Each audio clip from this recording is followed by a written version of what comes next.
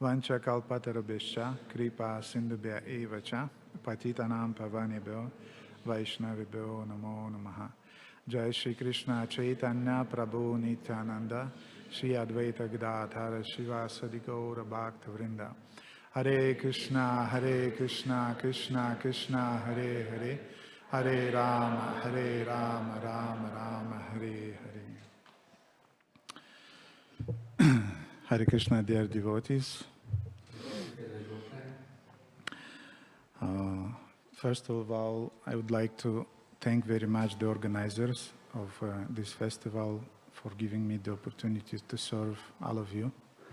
Először is szeretném megköszönni a fesztivál szervezőinek, hogy adták nekem a lehetőséget, hogy szolgáljak mindannyiótokat. And also for the opportunity to glorify Lord Narasimha Dev.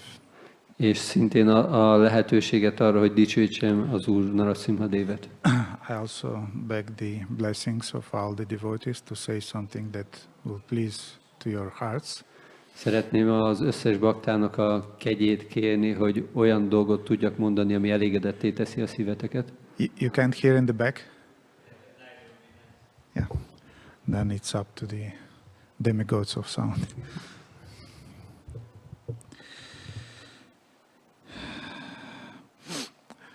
In the Ayurveda, it is said that it's good for your digestion before taking the main meal to take something either sour or something bitter.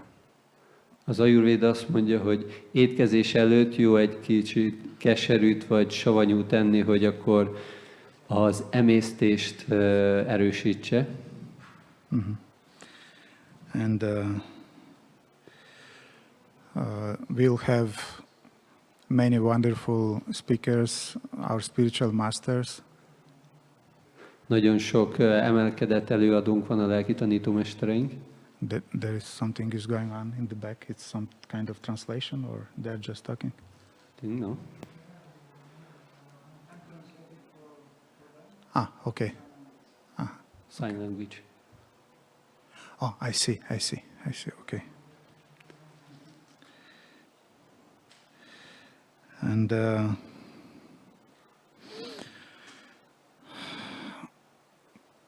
my introduction will be bitter. A bevezetésem kicsit keserű lesz. And I hope it will be healthy also. Remélem, hogy egészséges is lesz. And I'd like to say a few words about how Srila Prabhupada introduced the worship of Lord Narasimha Dev in our movement. Szeretnék egy pár szót beszélni arról, hogy Srila Prabhupád hogyan kezdte el az Úr Nṛsimha Dev imádatát a mozgalmunkban. There is a famous audio recording in which Srila Prabhupada is teaching devotees the Narasimha Kirtan mantras. Van egy nagyon híres felvétel, amelyben Srila Prabhupád tanítja a baktákat, hogy hogyan énekeljék a Narasimha Kirtant. And I recommend everybody to get this recording. It's very, very beautiful. És mindenkinek ajánlom, hogy szerezze meg ezt a felvételt, nagyon-nagyon szép. And Srila Prabhupada introduced the prayers of Lord Narasimha Dev and worship of Lord Narasimha Dev in 71. Srila Prabhupada megalapította Nṛsimha Dev imádatát azért, hogy egy dolgot kifejezzen. And this worship of Lord Narasimha Dev was introduced by Srila Prabhupada as a result of a series of attacks on ISKCON. És Srila Prabhupada azután vezette be Nṛsimha Dev imádatát az ISKCON-ban, amikor volt jó néhány támadás az ISKCON ellen. I'd like to ask the blessings of Adi Guru Prabhu. He's my senior god brother to bless me to say something worthy. Szeretném kérni Adi Guru Prabhunak az áldását ahhoz, hogy egy érdemeset tudjak mondani, értékeset. And Srila Prabhupada even said when he was introducing the worship of Lord Narasimha Deva, he was saying that the demons are opposing our movement. Srila Prabhupada, amikor bevezette Nṛsimha Dev imádatát, akkor említette, hogy a démonok ellene vannak a mi mozgalmunknak. They are opposing the devotees. Ők akadályozzák a baktákat. And Srila Prabhupada said that our only fault is that we are trying just to preach the pure message of Krishna consciousness. Az egyetlen hibánk az, hogy mi próbáljuk propagálni a tiszta Krishna tudatnak az üzenetét. And in 71 there were many different court cases against devotees against some communities in USA. És emiatt voltak bírósági ügyek a bakták ellen. And also there were some even physical attacks on devotees. És voltak még fizikai, tehát hogy támadások is a bakták ellen. And the most famous one was the attack on New Vrindavan community. És a leghíresebb az az új vrindávani közösség ellen volt. It was very dramatic because the deities were broken.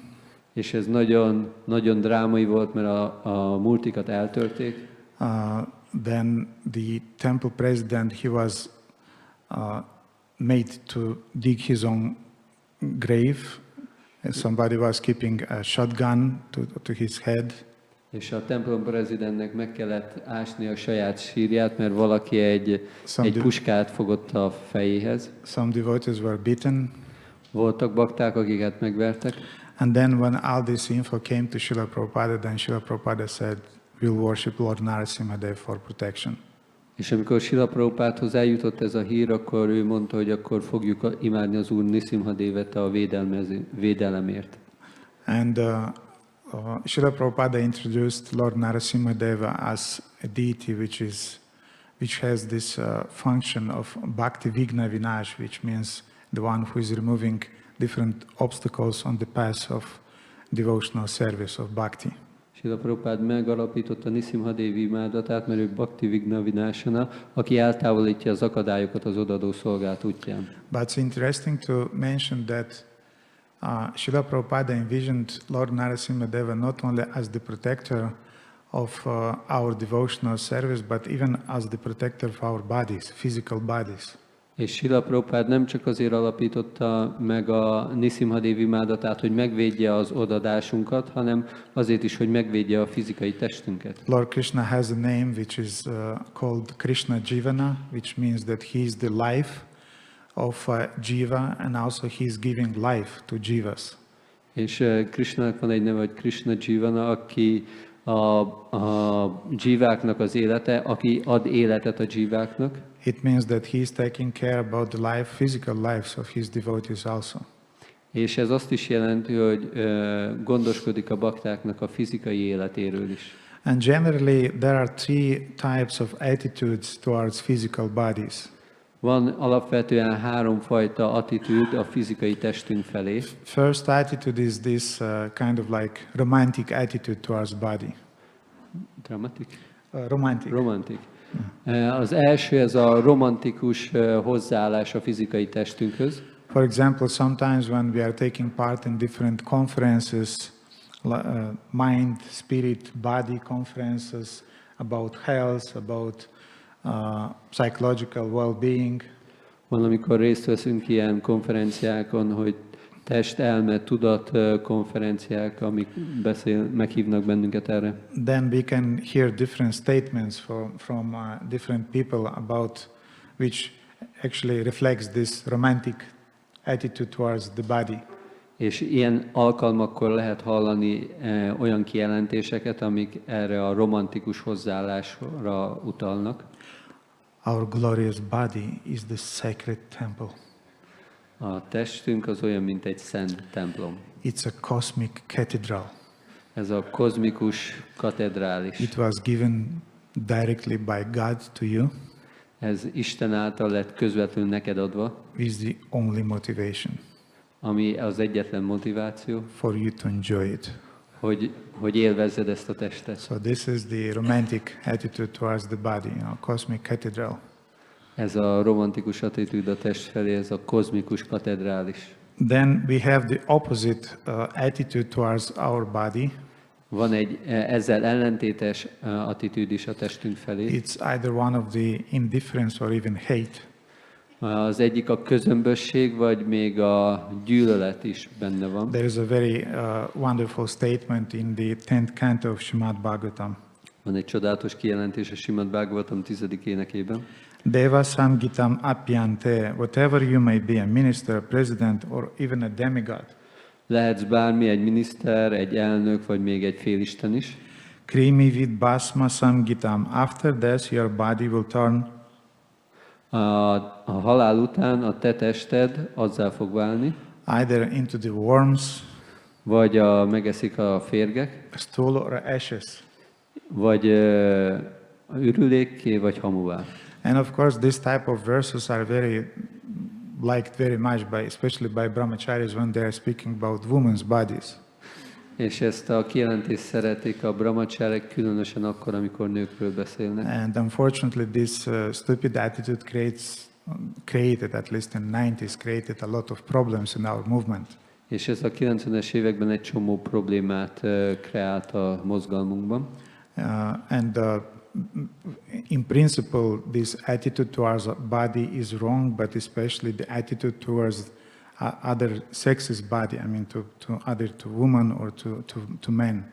És ez a fajta hozzáállás, ez alapvetően hibás, főleg amikor a másik nemmel kapcsolatban van megemlítve. And as a result of this wrong understanding, devotees don't take proper care about their bodies. És ennek a megértésnek köszönhetően a bakták nem viselnek gondot megfelelően a testükre. Because actually the Bhakti Yoga path is offering us a third option, third attitude towards the body. De a Bhakti Yoga útja ad nekünk egy harmadik hozzáállást a testünk felé. In Sanskrit, our body is called Deham. Szanszkritul a testet Dehának hívják. Deham is coming from Sanskrit Deh, which means to protect.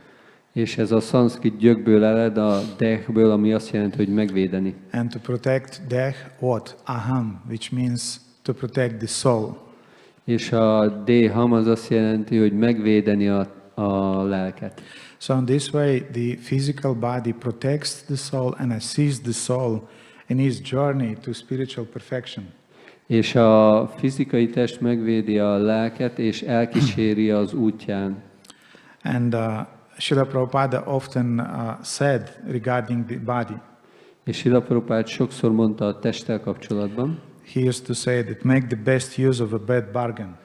És azt mondta, hogy hozd ki egy rossz üzletből a lehető legjobbat. And in spite of being a very, very problematic friend, és annak ellenére, hogy van egy nagyon problémás barátunk, still our body is a necessity,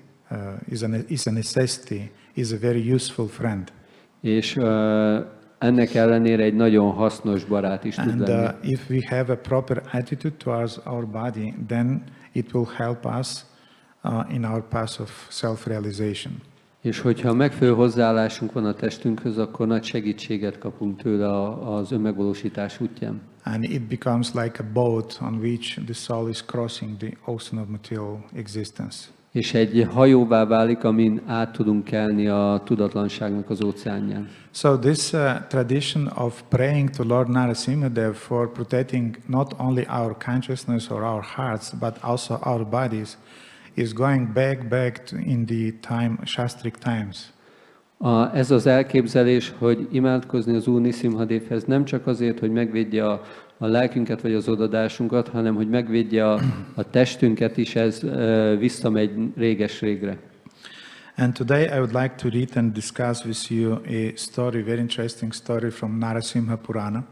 És hogy ezt illusztráljam, szeretném elmondani nektek egy nagyon érdekes sztorit a Narasimha Puránából. In which Vyasadeva is telling his I think it was Shukadev, his son, I think, yes, he's telling his son a story about sage Markandeya, how Markandeya Rishi, he even defeated death by the grace of Lord Narasimha Dev. És ezt a történetet Vyasadev meséli Shukadev Goswaminak, hogy Markandeya Rishi hogy győzte le még a halált is az Úr Nṛsimha Dev segítségével. I heard this story a few times from different senior devotees in our movement. Ezt a történetet többször is hallottam különböző idősebb baktáktól a mozgalmunkban. And also there is a very, very nice reference in Srila Prabhupada's purport to Śrīmad Bhagavatam 2.9.36.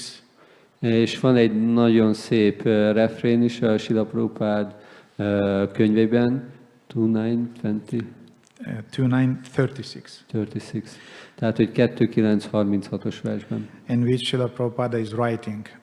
amit Srila Prabhupád nagyon szeretett. In the Narasimha Purana it is said that as the hellish inhabitants began to chant the holy name of the Lord, És ahogy a Narasimha Purana írja, a pokolnak a lakói elkezdik imádni az Úr nevét, they began to be elevated from hell towards heaven.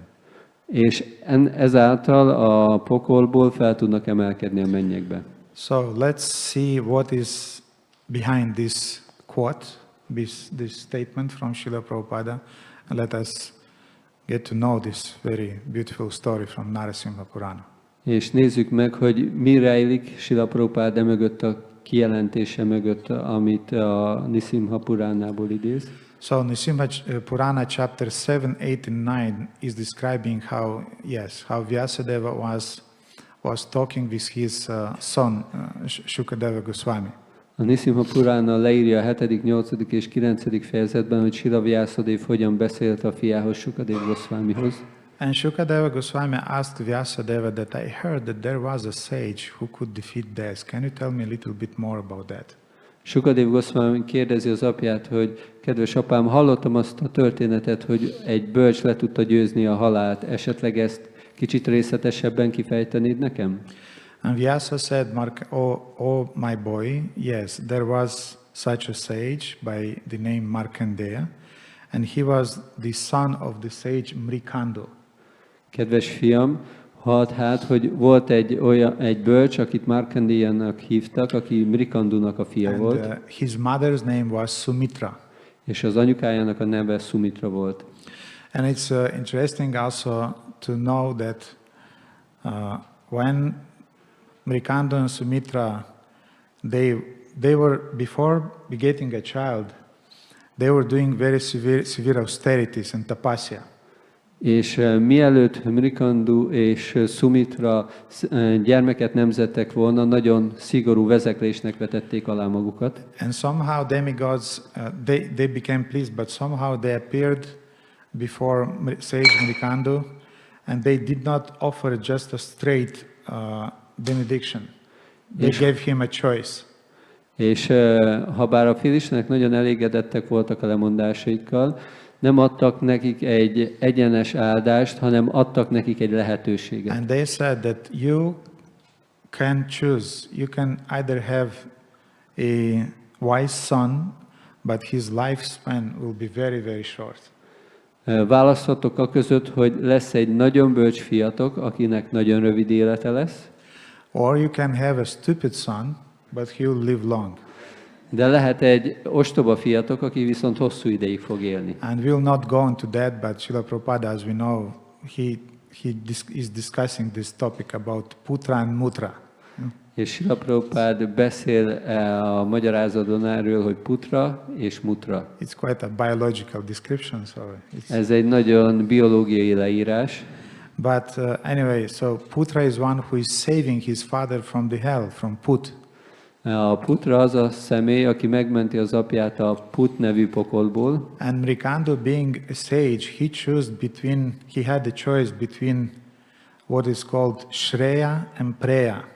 És Mrikandunak volt egy lehetősége választani a között, amit Shrejának vagy Prejának nevezünk. Shreya means the thing that will give you benefit in the future.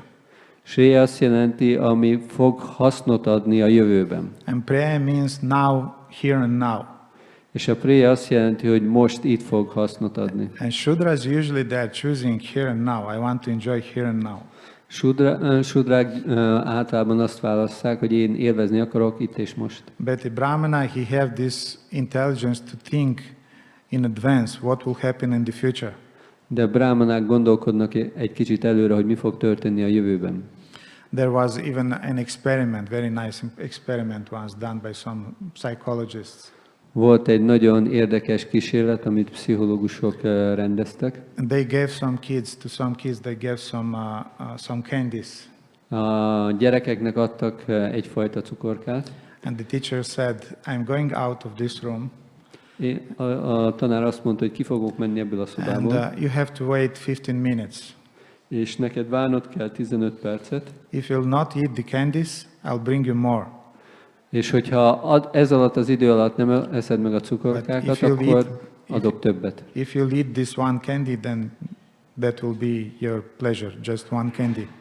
De hogyha ezt egy cukorkát megeszed, akkor ennyi volt. And some kids, when the teacher went out, some kids, they started to look, here and there, and then they were looking at this candy. És amikor kiment a tanár, a gyerekek egy része kezdte nézegetni a cukorkát, nézegetett jobbra-balra. They started to smell it. Kezdték megszagolni. And then 90% of them, they ate the candy. És a 90%-uk megette a cukorkát. And only 10% they had this power of character to resist the temptation. És a 10%-oknak volt annyi ereje, hogy ellenálljon a kísértésnek. They could control their mind and their senses. Tudták kontrollálni az elméjüket és az érzékeiket. And it's interesting that the psychologists, they were studying these cases during 20 years. És a pszichológusok ezeket a alanyokat tanulmányozták 20 éven keresztül. And they saw that those boys who could control their senses, they became very successful in their life, in their careers in the future. És azt találták, hogy azok a gyerekek, akik tudták kontrollálni az érzékeiket, sokkal-sokkal sikeresebbek lettek az életükben. But the boys who just ate the candy, they weren't so successful in life. És azok a fiúk, akik csak egyből megették a cukrot, akkor ők nem voltak olyan sikeresek. So Ricardo, he was thinking about, from the spiritual point of view, what will be the benefit to him. Okay, he'll be short-lived, but at least he'll be a real son. Ricardo gondolkodott a lehetőségeken, de azt gondolta, hogy inkább legyen egy igazi fiú, még akkor is, hogyha rövid életet él. So Markandeya was born. Akkor ezután megszületett Markandeya. And immediately after his birth, an astrologer, a Jyotish, he predicted that you'll have a very intelligent son, he'll be of a very good character, but unfortunately exactly on the day when he will be 16, he will die. És az asztrológusok megnézték a kalkulációikat, és mondták, hogy ez a fiad nagyon intelligens lesz, és nagyon lelki beállítottságú, de a 16. születésnapján meg fog halni. And of course his parents were very aggrieved by that. És természetesen a szülők nagyon szomorúak lettek ennek hallatán. All the time when he was growing, all the time when they were looking at him, they were crying. És bármikor, amikor csak ránéztek a szülei, akkor elkezdtek sírni. Of course, parents were trying to hide their crying and their tears and so on, their emotions. És természetesen a szülők próbálták elrejteni a sírásukat a gyerekük elől. But we know the kids, they are reading their parents very quickly. You cannot hide anything from your kid. De amint tudjuk, a gyerekek nagyon könnyen átlátnak a szüleiken, és akkor nem tudták elrejteni. The same like kids, they cannot hide anything from their parents.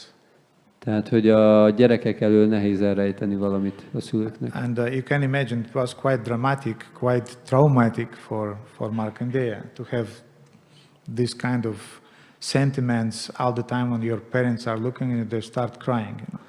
És ez csak belegondoltok, ez nagyon nehéz lehet, hogy a Markandeya mindig ezt tapasztalt, amikor a szülei ránéztek, akkor szomorúak lettek tőle, és sírtak.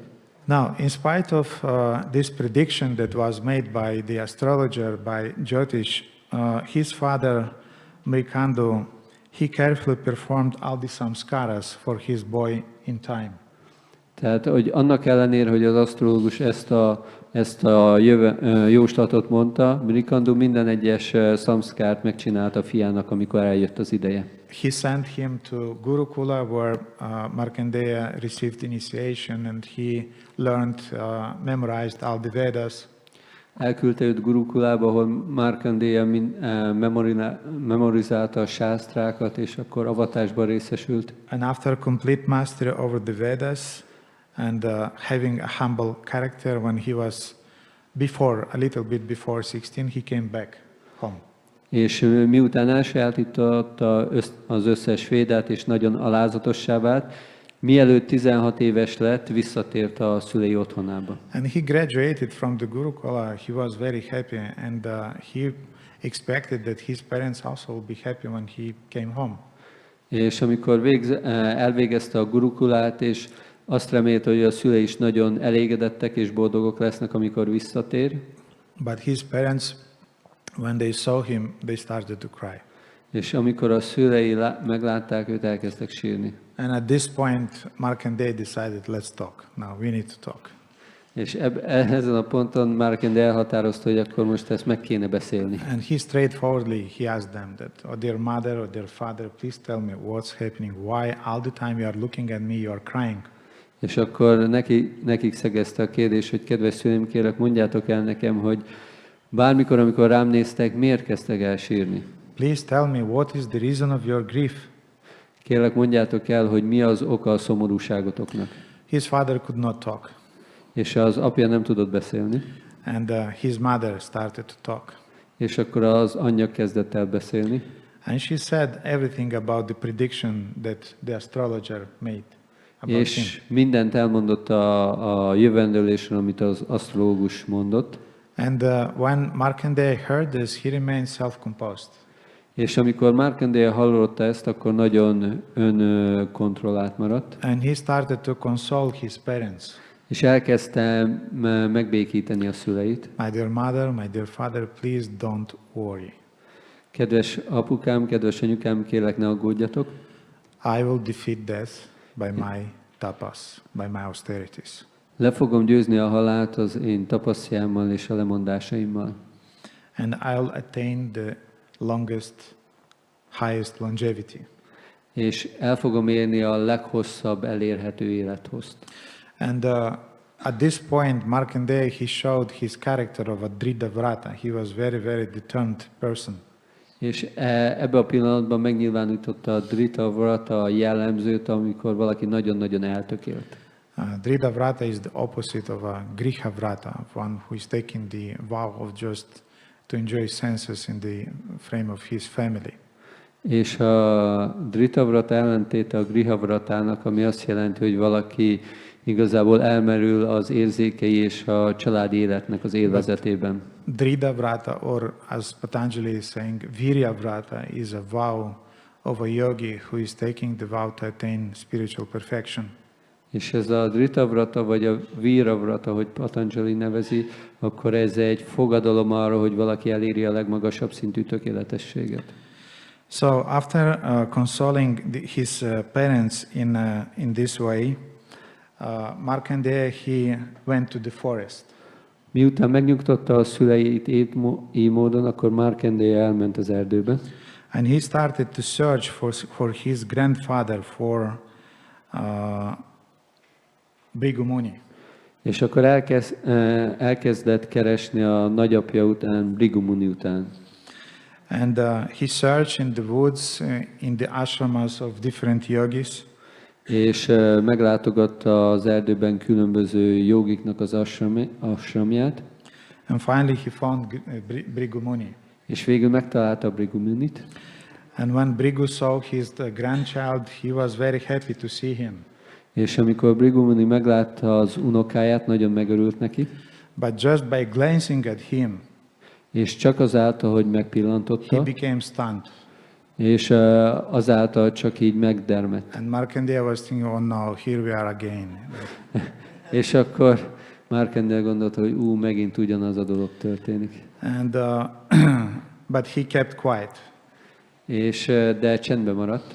Actually, Bhrigu, he wasn't crying, but he immediately could, by the sign of the face, because he's the greatest astrologist in the universe, by the sign of the face, by different signs, he immediately could understand that this boy will die soon. És amikor Bhrigu Muni meglátta Markandéynek az arcát, mivel ő a legkiválóbb asztrológus, aki tud olvasni az arcnak és a homloknak a jeleiből, akkor egyből megértett, hogy ez a fiú hamarosan meg fog halni. And Mahabharata is describing that it's very, very difficult to tolerate the glance, three types of glances. És a Mahabharata leírja, hogy nagyon nehéz tolerálni háromfajta pillantást. The glance of a snake. A kígyónak a pillantását. Did any one of you had the great experience to look in the eyes of a snake? Valamelyik őtöknek már volt tapasztalat arról, hogy belenézni egy kígyónak a szemébe? It's horrible. I saw one in Jagannath Puri 25 years back.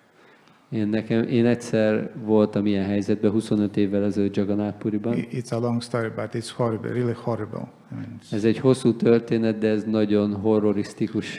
Then Mahabharata is saying that to get a glance of a child who was abused is even more difficult. És a második fajta pillantás, amikor valaki annak a gyermeknek a szemébe néz, akit molesztáltak. A child who is suffering, I mean, you have to be a real, without heart, you know, for not manifesting any emotion towards such a child. És nagyon kőszívűnek kell lenni, hogy valaki semmilyen együttérzést nem mutat egy ilyen gyermek után. Ezt még nehezebb tolerálni. But Mahabharata is saying that even more heavy is the glance of a sadhu, real true sadhu.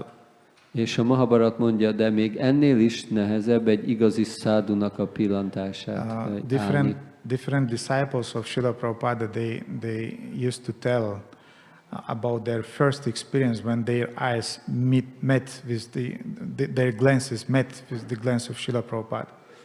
Srila Prabhupada különböző tanítványai leírják, hogy milyen volt, amikor először belepillantottak Srila Prabhupádnak a szemébe. There was even a professional boxer. He became a Prabhupada's disciple. Volt egy profi boxoló, aki később Srila Prabhupada tanítványa lett. And before the fight, right before the fight, they have to look in the eyes of each other. És amikor elkezdett harcolni, mindig belenéztek egymás szemébe a boxolók. And the one who is feeling uncertain, he is putting away his glance.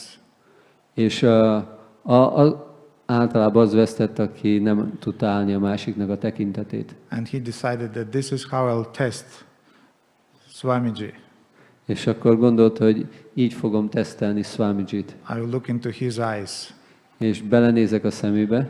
And when Prabhupada started to sing Jai Radha Madhava, és amikor Srila Prabhupada elkezdte énekelni a Jai Radha Madhavát, he started to look in the eyes of Srila Prabhupada. Elkezdett belenézni Srila Prabhupádnak a szemébe. And Prabhupada started to look at him and right into his eyes. És Srila Prabhupada elkezdett belenézni az ő szemébe. And the boy, he immediately felt a very, very heavy glance, and he took away his glance. És amikor ez történt, akkor ez a fiú látta, hogy Srila Prabhupádnak nagyon erős a tekintete, és akkor elnézett máshova. He said, Srila Prabhupada defeated me, and so he's my guru. És akkor kijelentette, hogy Srila Prabhupada legyőzött engem, ezért ő a lelki tanítómesterem. It's not the best way to test your spiritual master. nem ez a legjobb módja annak, hogy teszteld a lelki tanítómesteredet. At least it's not prescribed by Hari Bhakti Vilasa. Legalább nem a Hari Bhakti Vilásznak az ajánlása. In this 1 year or 2 years of testing period. Az 1-2 éves próbaidőszak alatt. So anyway, he felt the glance of Bhrigu Muni, very intense glance. Markandeya érezte nagyon a nehéz tekintetét Bhrigu Muninak. But being himself very powerful spiritually, he resisted that glance. És mivel ő is nagyon erős volt lelkileg, akkor állta a tekintetét. And after some time, Bhrigu Muni asked him, "So, my dear son, what are you going to do about your death?" És akkor Bhrigu Muni megkérdezte tőle, hogy kedves fiam, mit fogsz csinálni a haláloddal? Practically, this is the question that our spiritual master is asking us. Gyakorlatilag ez a kérdés, amit a lelki tanítómesterünk feltesz nekünk. Are you going to do something about birth, death, old age, disease? Fogsz valamit csinálni a születés, betegség, öregséggel és a halállal? Or you just want to be the victim of those things? Vagy csak akarsz az áldozata lenni mindezeknek a dolgoknak? Janma mrityu jara vyadi dukkha dashanam. You have to perceive them as evil. Ezeket nagyon gonosznak kell tekintened. And Markandeya, he was very determined, and he said, I want to overcome this. És Markandeya nagyon eltökélt volt, és mondta, hogy felül akarok kerekedni rajta. And Bhrigu again looked at him. És Bhrigu megint ránézett. And but he did not put that question in the words. Just by a glance, he asked him, so how are you going to do that? És akkor ezt a kérdését nem tette szavakban, csak a nézésébe foglalta, és akkor megkérdezhető, hogy fogod ezt megcsinálni? And Markandeya just paid his obeisances to Bhrigu Muni, which means I am surrendering to you. That means pranipat. I surrender, I accept your authority, please guide me. És akkor ő csak leborult Bhrigu Muni előtt, és akkor csak kifejezte, hogy akkor én meghódolok az utasításod előtt, kérlek vezess engem. And then Bhrigu said, without serious austerities, you will not be able to overcome death. És akkor Bhrigu Muni mondta neki, hogy szigorú vezeklések nélkül nem leszel képes felülkerekedni a halálon. Previously, sage Narada, by the end of his severe penance, he took refuge in Narayana and he attained spiritual perfection. És korábban Nárada Muni azáltal, hogy menedéket vett az Úr Nárayan lótuszlábánál, elérte a lelki tökéletességet. Dhruva also attained perfection under the guidance of Narada. Dhruva Maharaj szintén elérte a tökéletességet Nárada Muninak a utasításai miatt. And by following on their footsteps, you can attain the same. Hogy ha te követed az ő lábnyomaikat, ugyanazt el tudod élni. But you should not just do austerities, you should do austerities to please Lord Narayana. De nem csak vezekléseket kell végezned, hanem vezekléseket kell végezned azért, hogy elégedetté tegyed az Úr Nárayant. And here is the first time when he is saying specifically that you have to please the lotus-eyed Lord Narasimha Dev. És ez volt az első alkalom, amikor mondta neki, hogy elégedetté kell tenned a lótuszszemű Úr Nṛsimha Devet. Who would be able to conquer death without the blessings of Lord Narasimha Dev? Ki tudná legyőzni a halált az Úr Nṛsimha Dev áldása nélkül? So my boy, go to the forest and start chanting this mantra, Om Namo Bhagavate Vasudevaya. It's interesting that it's not Narasimhaya, but it's just Vasudevaya. És kedves fiam, menj az erdőbe, és kezd el énekelni ezt a mantrát, Om Namo Bhagavate Vasudevaya. But there is an explanation for this. De van egy magyarázat ehhez. In Sandarbhas, there are, Jiva Goswami is explaining that all the time when we use the word either Narayana or Krishna or Vishnu or Vasudeva, it means Narasimha. És Jiva Goswami a Sandarbhaiban elmondja, hogy bármikor használjuk ezt a szót, Krishna, Vasudeva, Narayan, akkor az Narasimhát jelenti. And whenever we are using the word Narasimha, it means Krishna, Vasudeva, Narayan and other forms also. És amikor használjuk az Úr Nṛsimha Dev nevét, akkor jelenti Krishna, Narayan és Vasudev nevét egyaránt. Because Krishna, Lord Rama and Lord Narasimha, they are three Purna avatars. These are three very, very special forms of the Lord. És miért? Azért, mert Krishna, Rama és Nṛsimha, ők Purna avatárok, ők teljesek minden tekintetben. They have all those Aishvaryasya, Samagrasya, Virasya, Yashasya, they have it in the full degree. Nekik ez a fenség teljes mértékben jelen van bennük. And they have a very loving heart towards their devotees. És van egy nagyon szerető szívük a baktáik felé. In comparison with other avatars. Összehasonlítva másik avatárokkal. It's a kind of like not so easy to build a loving relationship with Matsya avatar. Nem olyan könnyű szeretetteli kapcsolatot kialakítani Matsya avatárral. He is Bhagavan. Ő Bhagavan. But still, Lord Krishna has a lot of different, very, very special, sweet qualities which attracts the minds of his devotees. De az Úr Krishnának vannak különleges tulajdonságai, ami nagyon vonzza a baktáit. And Lord Narasimha Dev practically is the same Lord Krishna. Az Úr Nṛsimha Dev gyakorlatilag ugyanaz, mint az Úr Krishna. But he is also the personification of absolute anger. De ő mindezek mellett a teljes dühnek a megszemélyesülése. Krishna is the personification of absolute beauty. Krishna a megszemélyesülése a teljes szépségnek. Lord Narasimha Dev is also very beautiful. Az Úr Nṛsimha Dev is nagyon-nagyon szép. It's not the thing that it's easy to explain to people who came to the temple for the first time, but ezt nem olyan könnyű elmagyarázni az embereknek, akik először jönnek a templomba. It's also not easy to make ISKCON or public relationship describing Lord Narasimha Dev. És a PR kapcsolatok irodájának nem ez a fő cél, hogy az Úr Nṛsimha szépségét elmagyarázza. Some dignitaries sometimes when they are coming to our temples and they see a picture of Lord Narasimha Dev who just ripped away apart the body of Hiranyakashipu and put his intestines as a garland around, and they are asking, who is this? Amikor ilyen különleges személyek jönnek és meglátogatják a templomjainkat, és látják, amint az Úr Nṛsimha Dev éppen megoperálja Hiranyakashiput. This is the Lord of our hearts, Lord Narasimha. És amikor a bakták elmondják, ő a szívünknek az Ura. So anyway, Lord Narasimha, so he said, chant this mantra, Om Namo Bhagavate Vasudevaya.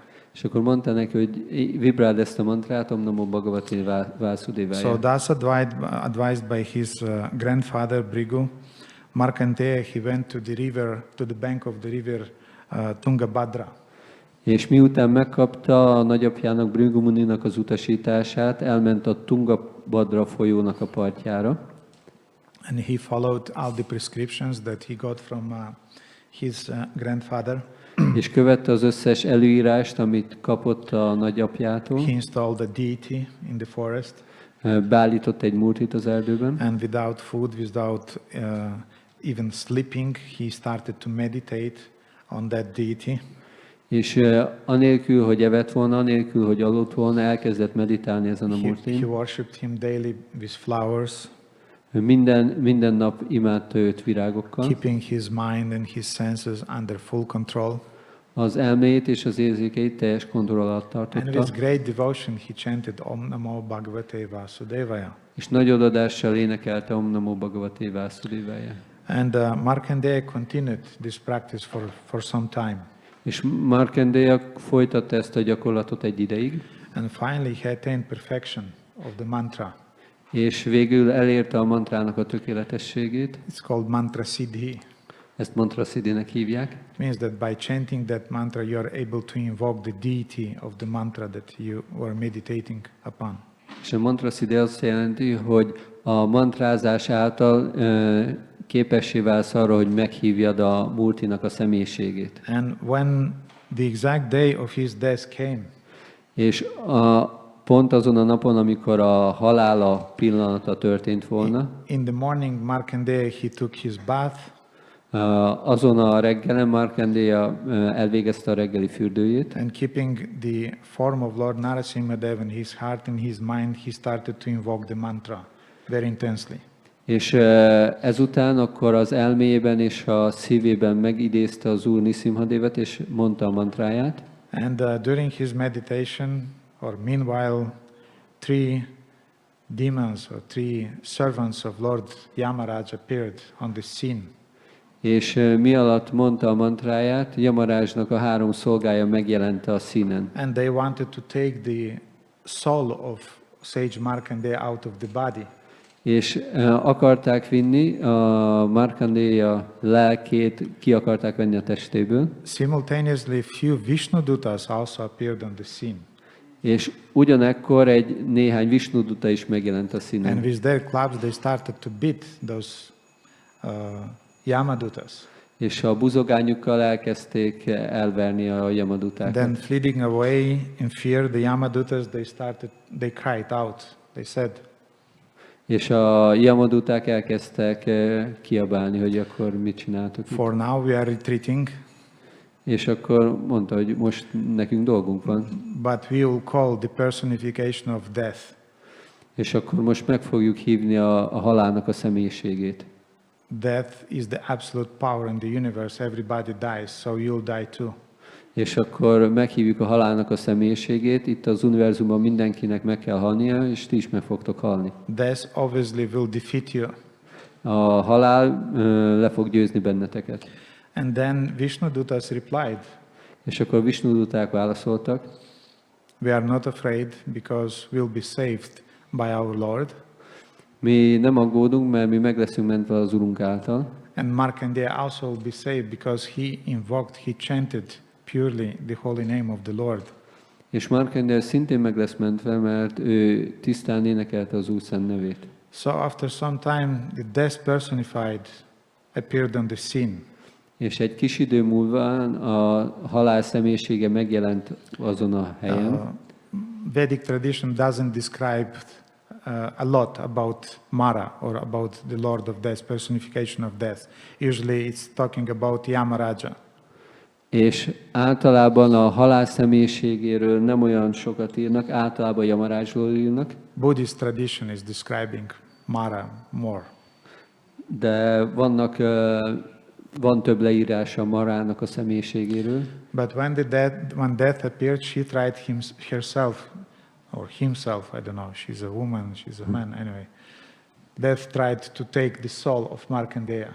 És amikor a halál személyisége megérkezett, ő is próbálta elvinni Markandéjának a lelkét. But out of fear for Vishnudutas, this was just running around Markandeya and could not approach him. De a Vishnudutáktól való félelmében csak próbált körözni Markandeya körül, de nem tudott hozzáférni. And the Vishnudutas were standing with their clubs and they were saying, just touch him and you are dead. És a Vishnuduták ott álltak mellette, és mondták, hogy csak próbáld megérinteni, és akkor halott vagy. Ezt a halálnak mondták. Meanwhile, Markandeya also, he was chanting intensely. És közben Markandeya is nagyon intenzíven vibrálta az Úr nevét. It was a teamwork actually. Ez egy csapat munka volt. And it's a thing that we have to think about. És ezen egy kicsit el kell gondolkodnunk. Yes, devotees will be there near us when we will leave our bodies. És nekünk is, mikor elhagyjuk a testünket, jó, hogyha vannak bakták körülöttünk. Of course, they will be present if they will be inspired by how we behaved during our lives. És ez függeni fog attól, hogy hogyan inspiráltuk őket az életünk során. Mm-hmm. But we also will have to remain concentrated on the holy name. De mindezek által akkor nagyon el kell merülnünk a Szent Név éneklésében. Srila Lokanath Maharaj, he described that when recently Srila Gopal Krishna Maharaj passed. Lokanath Maharaj részletesen beszélt erről, amikor Gopal Krishna Maharaj elhagyta a testét. Then when Lokanath Maharaj saw that this is the last moment of his life and he shouted Hare Krishna very loudly. És amikor Lokanath Maharaj látta, hogy ez lesz Gopal Krishna Maharajnak az utolsó pillanat, akkor nagyon hangosan énekelte a Hare Krishnát. And he said that Gopal Krishna Maharaj's body was so weak that he could not physically reply. És Gopal Krishna Maharajnak a teste nagyon gyenge volt, hogy fizikálisan nem tudott válaszolni. But he saw that with some muscles of his face he replied to that and he chanted in response the Hare Krishna. És nem tudott beszélni, de az izmai az arcába válaszoltak igazából, hogy ő énekelte a Hare Krishnát. Mm-hmm. Belül. There was one saint in Jagannath Puri once. Volt egy szent Jagannath Puriban egyszer. Everybody praised him and glorified him. Mindenki dicsőítette őt. And everybody in Jagannath Puri were giving him different gifts daily. A Jagannath Puriban nagyon sokan adtak neki naponta ajándékokat. People offered him garlands. Ajánlottak neki az emberek virágfüzéreket. And at one point this sage, he became annoyed. És egy bizonyos ponton ez a bölcs nagyon bosszússá vált. And when there was a very, very big crowd gathered around him to get his blessings. És volt egy alkalom, amikor egy nagyon nagy tömeg gyűlt össze körülött, hogy megkapja az áldását. He said, I'm not a saint, why are you worshiping me? És akkor mondta nekik, hogy én nem vagyok szent, miért imádtok engem? People said, well, all the saints are saying that. All saints are saying that they are not saints. Minden szent azt mondja, hogy ő nem szent. And then he looked at them and he said, és akkor rájuk nézett és azt mondta, am I a saint or not will be shown at the time of death. If I'll be able to chant the holy name, it means that I was a saint. If not, it means that I was not a saint. But meanwhile, please leave me alone. És mondta, hogy az, hogy szent vagyok-e vagy nem, az majd meg fog mutatkozni a halálom pillanatában. Ha tudom énekelni a szent nevet halálomkor, akkor az vagyok, hogyha nem, akkor pedig nem. És addig a pontig kérlek, ne zaklassatok. So this story is not only about the glory of the holy name, ez a történet nem csak a szent név dicsőségéről szól, but it's also about the absorption from the part of devotee, absorption in the holy name. De arról is szól, hogy egy bakta hogyan merül el a szent névben. And Markandeya remained absorbed all this time. És a Markandeya teljesen el volt merülve a szent névben ez alatt az idő alatt. And the story is saying that when at some point Lord appeared nearby him and he pronounced, whispered a mantra in the ear of Markandeya. És eközben az Úr megjelent mellett, és belesúgott egy mantrát a fülébe. This mantra became known as Mrityunjaya Stotra. Ez a mantra ismerté vált, mint Mrityunjaya Stotra. The hymn by which one can overcome death. Ami által valaki le tudja győzni a halált. And this is also a hymn which nullify all the karmic reactions that we have. És ez a mantra tudja semlegesíteni az összes karmikus adósságot, amit felhalmoztunk. It's quite popular in the esoteric cycles. Ez nagyon népszerű az ezoterikus körökben. But at least the original hymn is consisting completely of different names of the Lord. De ennek a mantrának az eredete igazából az Úrnak a különböző neveiből áll. And each sentence of that hymn is ending with "What shall death do to me?" És mindegyik mondat körülbelül így végződik, hogy mit tud velem a halál tenni. For example, I seek refuge in Vasudeva, also called Damodara. Én menedéket veszek Vásudévnál, akit Damodárnak is hívnak. Who is the origin of the universe, who is beyond the senses. Aki az univerzumnak az eredete, aki az érzékek fölött áll. What shall death do unto me? Mit tud velem a halál tenni? I seek refuge in Janardana, I seek refuge in Lord Narasimha Dev. What death can do to me? Én menedéket veszek az Úr Janardanánál, az Úr Narasimha Devnál. Mit tud velem a halál tenni? So when Yamadutas and death personified, they heard this hymn that was chanted with great devotion, they repeated. És amikor a Yamaduták és a megszemlésült halál hallotta ezt, amint ezt énekli, akkor nem tudtak vele mit kezdeni. But the story did not end here. De a történet nem ér itt véget. Oppressed and tortured by the messengers of Vishnu, death personified and Yamadutas, they went to Lord Yamaraja. De itt a történet még nem ér véget, hanem akkor a halálnak a személyiség és a Yamaduták visszamentek az Úr Yamarácshoz. And they asked him, "O our dear Lord, O King, who had beaten us and why?" És akkor megkérdezték tőle, hogy kedves Urunk, ki büntetett meg bennünket és miért? We were just trying to do our duties. Mi csak próbáltuk csinálni a kötelességünket. Please tell us what kind of penance Markandeya performed that he became so powerful. És Markandeya milyen fajta lemondást végzett, hogy ilyen hatalmassá vált? Who is the God upon whom he is meditating constantly? Ki az az Isten, akin ő folyamatosan meditált? And who are those shining people that were beating us with their clubs? És kik voltak azok a ragyogó személyiségek, akik elvertek bennünket a buzogányunkkal? I was always wondering, who are those Yamadutas? What kind of karma you have to be born in such a body? Én csak gondolkodtam azon, hogy milyen személyek a Yamaduták, hogy mit kell tenni ahhoz, hogy valaki elnyerje egy Yamadutának a testét. Garuda Purana is describing this. A Garuda Purana ezt leírja. That those souls who do not receive pinda from their relatives. Azok a lelkek, akik nem kapnak pindát a rokonaiktól, a leszármazottaiktól. They're not able to receive any astral bodies in the astral world. Akkor nem tudnak semmilyen asztrál testet kapni az asztrál világban. And they remain a kind of like suspended. És kicsit olyan kívül maradnak mindenen. And then Yamaraja is offering them a contract.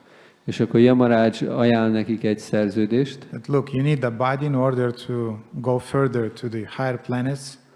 Ha nektek szükségetek van egy testre, hogy fel tudjatok menni a felső bolygókra. And I'll provide you such a body.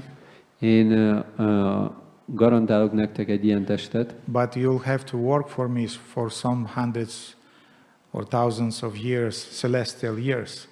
De akkor kell nekem dolgoznotok egy pár száz, pár ezer mennyei évig. And therefore those spirits, they're called hungry ghosts. They're very, very angry and very nasty and very angry also. És ezek a éhes szellemek akkor nagyon rosszak igazán, nagyon mérgesek. But they also possess a lot of power that they receive from Yamaraja. De rendelkeznek egy csomó hatalommal, amit Yamarástól And kapnak. therefore they never encountered somebody who could defeat them. És igazából soha nem találkoznak valakivel, aki le tudja őket győzni. And when they put those questions before Yamaraja, És amikor feltették ezeket a kérdéseket Yamarajnak, we know that Yamaraja, Lord Yamaraja is one of the 12 Mahajanas in the universe. és tudjátok, Yamaraja a 12 Mahajannak az egyike az univerzumban. He is a devotee Ő egy bakta, who has a very bad job, és akinek egy nagyon rossz munkája van, like many of us, you know. úgy, mint nekünk is, But his job is really bad. de az ő munkája igazán rossz, So don't complain. úgyhogy ne panaszkodjatok. We are tired to go to these jobs, you know. Én szenvedek nagyon ezen a munkahelyen, Yamaraja's job is really difficult job. és Yamaraj munkája elég nehéz munka. So Yamaraja meditated for a while before answering. És Yamaraj meditált egy ideig, mielőtt válaszolt volna. You saw how devotees are answering questions usually. Itt láthatjátok, hogy a bakták hogyan válaszolnak meg egy kérdésre. A person even is not able to finish his question, devotee already he has some clichés that he knows how to answer, and he's giving just some politically correct answers according to Guru Sadhu Shastra, of course, and so on. And they're just like answers on the level of a parrot. És bakták sokszor ilyen klisék alapján válaszolnak, hogy mielőtt befejezni a kérdező a kérdést, már készen állnak a válasszal. I always wonder why Srila Shiva Ramaraj often is giving very controversial answers. You never know how he'll answer the question. Never. És én gondolkoztam sokszor azon, hogy amikor Srila Shiva Ramaraj válaszol egy kérdésre, nagyon nehéz kitalálni, hogy mit fog válaszolni rá. Because he's not answering from the mind. Mert ő nem az elméből válaszol, He's answering from the heart. és ő a szívből válaszol. According to the message that this soul have to receive from the Lord. Az szerint, az üzenet szerint, amit ennek a léleknek meg kell kapni az Úrtól. Anyway, it's very interesting always to watch and to see how your spiritual master is dealing with issues, is answering questions. És nagyon érdekes, hogy a lelki tanítómester hogy foglalkozik kérdésekkel, és hogy válaszol különböző személyeknek. So Yamaraja meditated for a while and he gave an answer with his heart, not with his mouth or his mind, or even worse, with his ego. És Yamaraj akkor meditált egy kicsit, és akkor nem a szájával, nem az elméjével, nem az egójából válaszolt, hanem a szívéből. And he said, És azt mondta, my dear servants, you are beaten by the servants of Lord Vishnu. kedves szolgáim, benneteket az Úr Visnunak a szolgái győztek le. And Markandeya was worshipping in his heart, he was worshipping Lord Narasimha Dev. És Markandeya az ő szívével imádta az Úr Narasimha Devát. Markandeya practiced severe austerities following the prescription of his spiritual master. Markandeya nagyon követte az előírásait az ő lelki tanítómesterének. Otherwise, I don't know what could be the source of his spiritual strength. Máskülönben nem tudnám, hogy mi lenne a forrása az ő lelki erejének. So it's a very interesting detail that not mantra in itself even. És még nem is igazából a mantra, ahonnan származik az ő And not ereje, austerity in itself. És nem is csak a vezekléséből származik az but ereje, the order of Bhrigu, who became his spiritual master, that gave power to Markandeya. és a lelki tanítómesternek az utasítása, ez adta az erőt Markandéjának. You know, nowadays we have this controversy. A manapságban ez az ellentmondás, We have a lot of them, but one of them. van egy csomó, de az egyik. What's the use to go and chant on the streets? Mi a haszna annak, hogy kimegyünk és éneklünk az utcán? Because anyway, you'll chant their Nama Parada. Mert úgyis náma parádot fogsz énekelni. So, what's the use to expose people to chanting of Nama Parada or, okay, to chanting of Nama Bas? Hogy akkor rá meggyőzik az embereket, hogy énekeljék a náma parádot, vagy talán a náma bászt. And once, I don't remember exactly who it was, maybe it was Niranjan Maharaj, but one disciple, he gave this argument that Guru Maharaj, what's the use for me to go chanting on the streets, because anyway, I'm not chanting the pure name.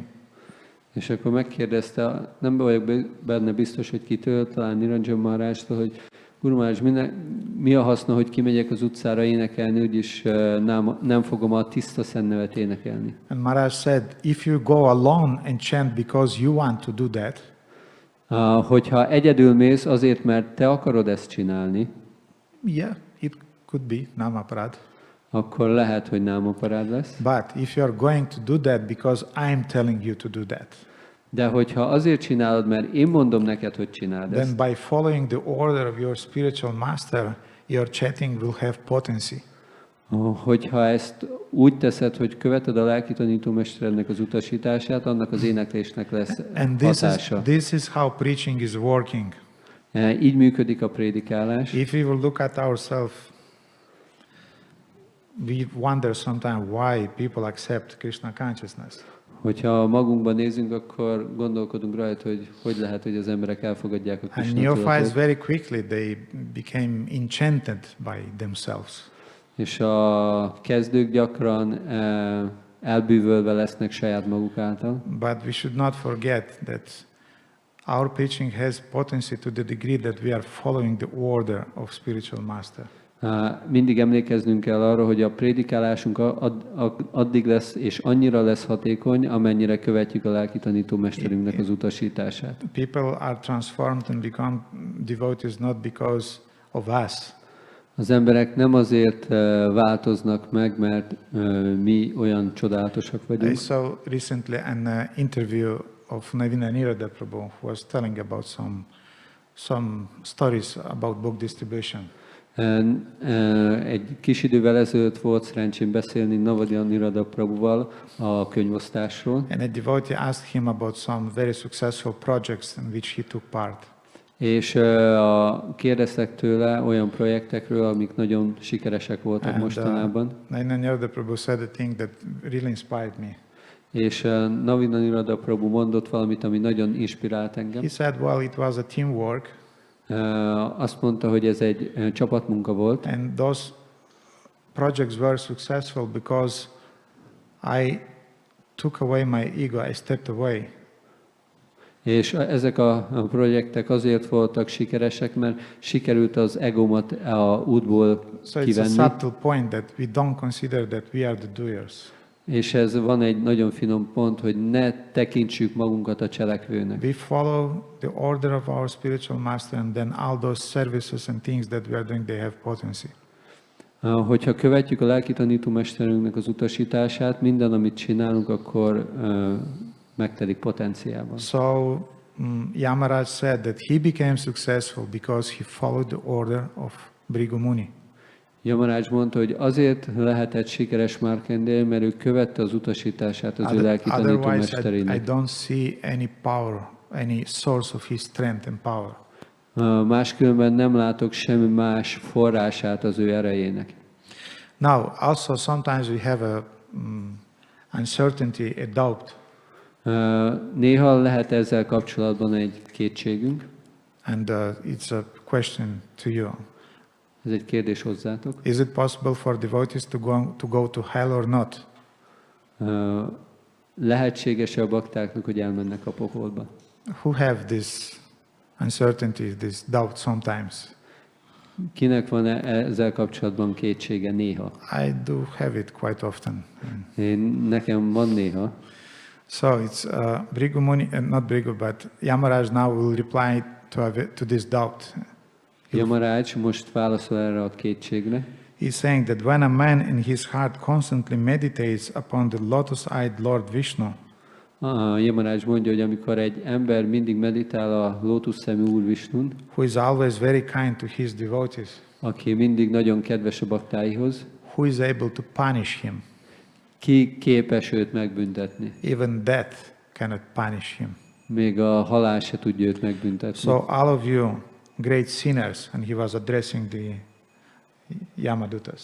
És kedves bűnösök, most megszólítja a Yamadutákat. You have been just hit by the Vishnudutas. Akiket csak megütöttek a Vishnuduták. Say thank you that you are not killed by them. Mondjatok köszönetet annak, hogy nem öltek meg benneteket. Please always stay away from devotees of the Lord. Kérlek, mindig maradjatok távol az Úrnak a baktáitól. Especially stay away from the devotees of Lord Narasimha. Különösen maradjatok távol az Úr Nṛsimha-devnek a baktáitól. It's here in the Narasimha Purana. Itt ez le van írva a Narasimha Puránában. So when Yamaraja started to preach in this way, amikor Yamaraj elkezdett így módon prédikálni, he became somewhat emotional. Akkor egy kicsit érzelmessé vált. Because now he was in the role of a preacher, in the role of a Vaishnava, not in the role of administrative function.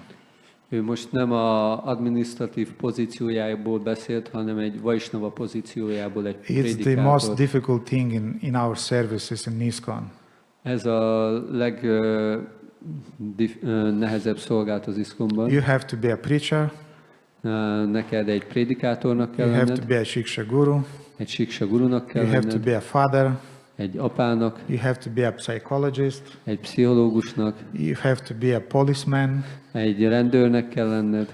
You have to be a judge. Egy bírónak.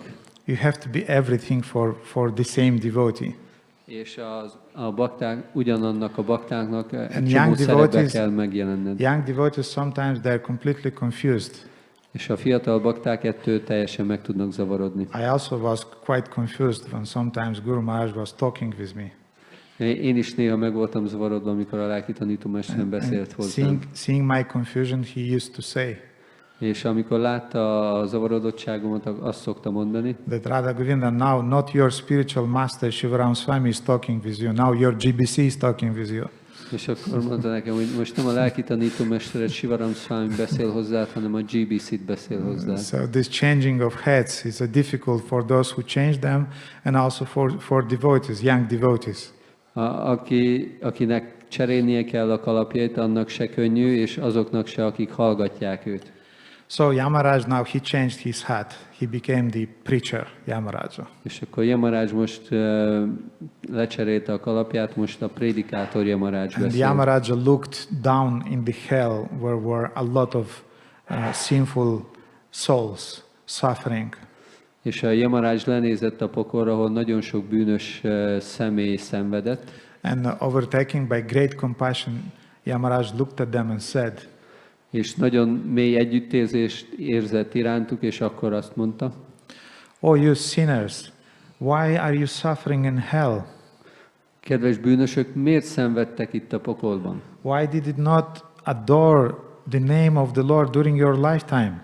Miért nem értékeltétek az Úr nevét az életetek során? It's so easy to please the Lord just by offering a leaf or some water. Olyan egyszerű elégedetté tenni az Urat azáltal, hogy egy kis vizet és levelet felajánlotok Just neki. by remembering the lotus-eyed Lord Narasimha Dev, you could get liberation. Why didn't you do that? Hogy csak emlékeztek a lótuszszem Úr Nṛsimha-devre, nagyon könnyen elérhetitek a felszabadulást. Miért nem csináltátok ezt? So, chant Krishna, Krishna, Krishna.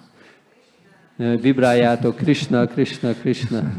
Pundarikaksha, O Devesha, O Trivikrama, O Narasimha. O Pundarikaksha, O Trivikrama, O Nṛsimha. I take refuge in you.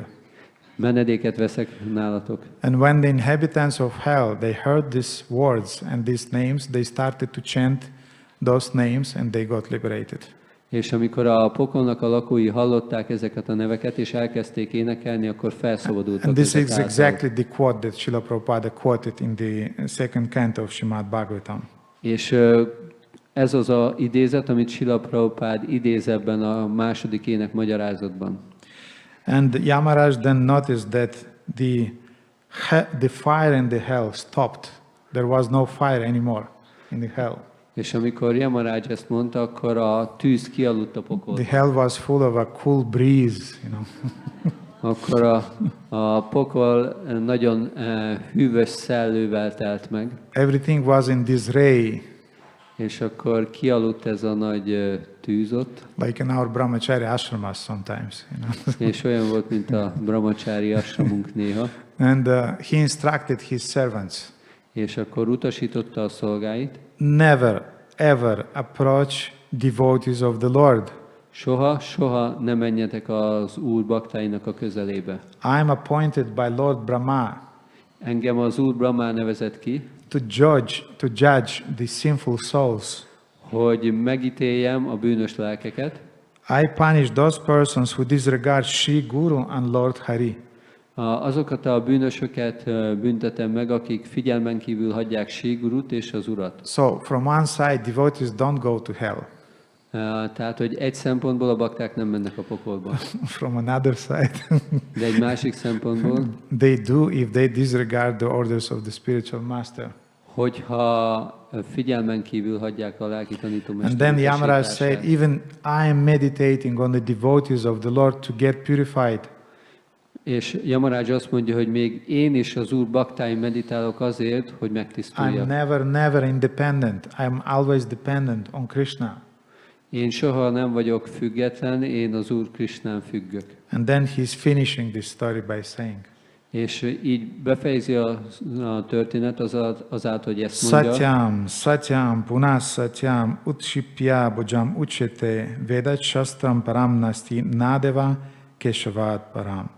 I raise my arms and declare it boldly that there is no superior literature than the Vedas.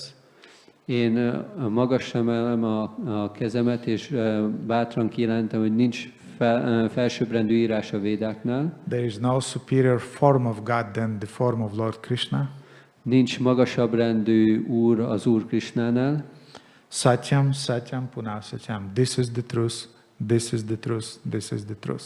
Ez az igazság, ez az igazság, és ez az igazság. So the moral of this story is quite self-evident. Ennek a történetnek a tanulsága nagyon egyértelmű.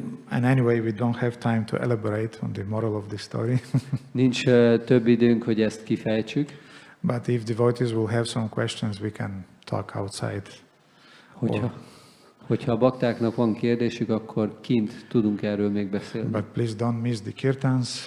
De kérlek, ne hagyjátok ki a kirtant. And don't miss the classes of our revered spiritual masters who are present here in New Vrajadama. És ne hagyjátok ki a leckéket, amit a tisztelt lelki tanítómestereink tartanak itt And as I Vrajadamban. said, my class is having the role of just some bitter taste that you should accept before sweet taste. És ahogy mondtam nektek, ez az én leckém az a keserű íz, amit el kell fogadnotok azelőtt, hogy az édes történeteket, vagy az édes leckéket meghalljátok tőlük. So thank you so much, dear devotees, for your attention. Kedves bakták, köszönöm szépen a figyelmeteket. We'll finish the class now. Now the arati will start, yes? Most befejezzük a leckét, mert az árati kezdődik. And we can go to the arati. Thank you. Śrī Nṛsimha Dev Bhagavan ki, Jai. Śrī Prahlad Maharaj ki, Śrī Radhe Shyam Sundar ki, Jai. Śrīla Prabhupada ki. Jai. Krishna. Radha Govinda Prabhu ki. Jai. Gaura Bhakta Vrinda ki jai.